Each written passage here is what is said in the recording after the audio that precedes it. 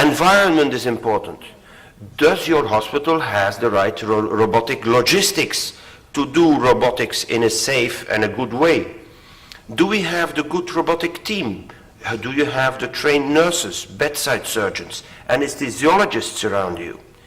And there is training in different steps. The real learning curve is to learn how to do robot-specific surgical procedures. In my practice, what I try to do is I try and keep things standardized. It's really important to do the same thing time and time again. Unless and until I'm struggling, I'll change. But I try to keep the things standardized so that when he's doing, he's setting up the case or things like that, I don't have to worry about the thing.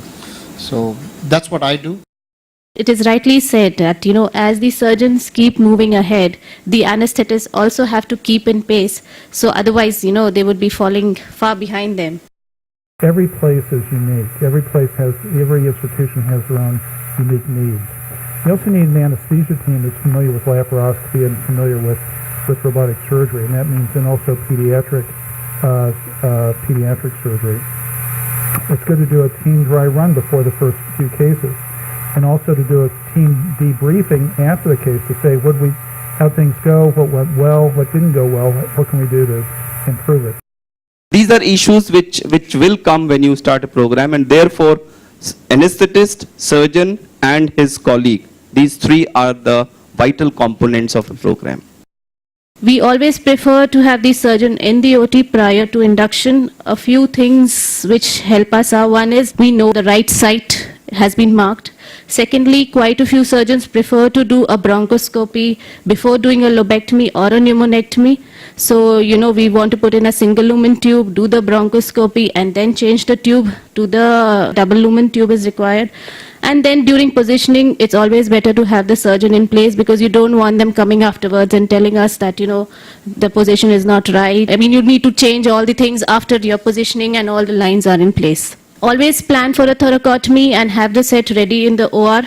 An emergency for drill for undocking of the robo should be in place just in case if there is a catastrophe. We have to know that how the robo can be undocked within seconds. I think in all of this is that the surgeon must be patient. Honestly, if you stand on your anesthetist's head, he must be present.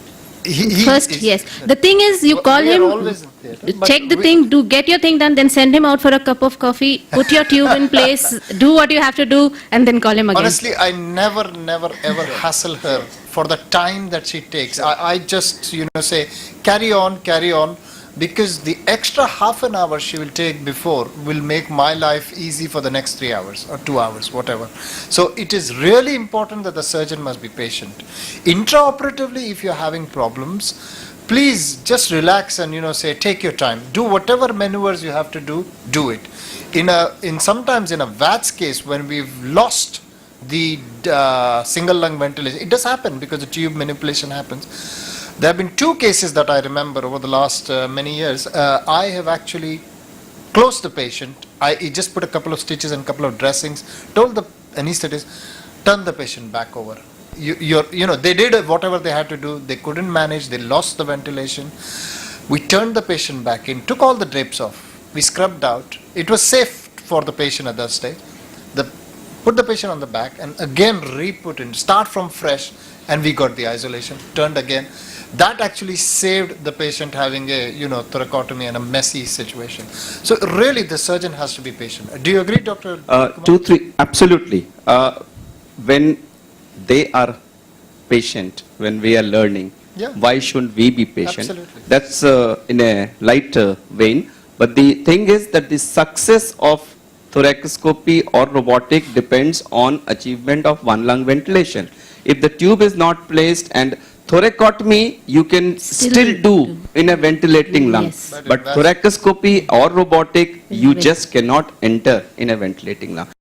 See, one point that has come out of this discussion is that not just the anesthetist should know all the maneuvers that are possible. Yeah, the very right. surgeon should know Actually, what are the maneuvers that are possible. Because when they are struggling at the top end, sometimes a kind word or a kind comment from the surgeon side, why don't you do this, will actually salvage the situation. So it is really, really important for surgeons to understand how the double lumen works, what are the various maneuvers. Of course, it comes with experience, but it is important that you understand all these techniques.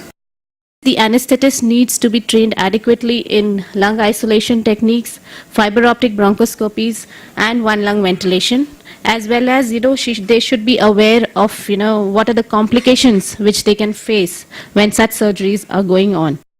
Bean bag is absolutely That's what we are after, Dr. vital. Khan, to procure No, it if for we us. if we spend 10 crores on a robot, there's no Definitely, reason why yes. a lakh or lakh and a quarter should not be spent on bean bag. The whole elephant passes and it's always the The tail. tail. which Which is is Yes, difficult. yes, we spend a massive amount. Yes. And mind you, the anesthetists always say that you spend heavily on surgical equipment, but when it comes to anesthesia, you suddenly become a miser.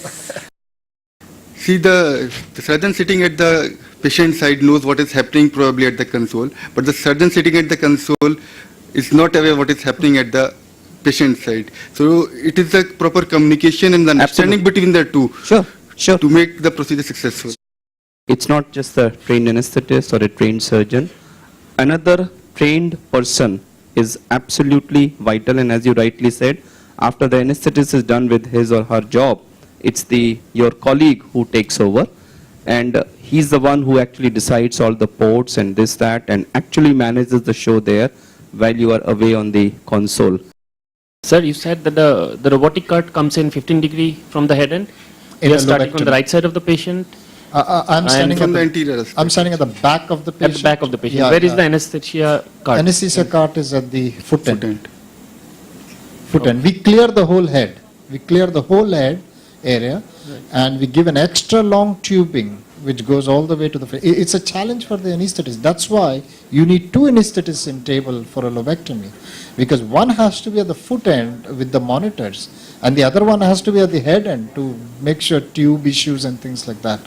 So it does require more personnel. It does require more expertise. Should be done only in specialized centers. I think so. Only people who are doing them regularly should do it. Does not mean that we are not encouraging more people to do it. I think everybody should start, but do it in centralized institutes rather than small nursing homes.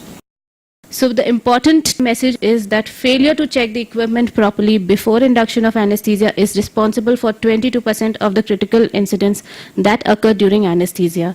So we have to ensure that the equipment is working properly and giving us the right information. You have to put up a lot with us acquiring new techniques, and sincere thanks to all of you as an anesthetist for that. Thank you.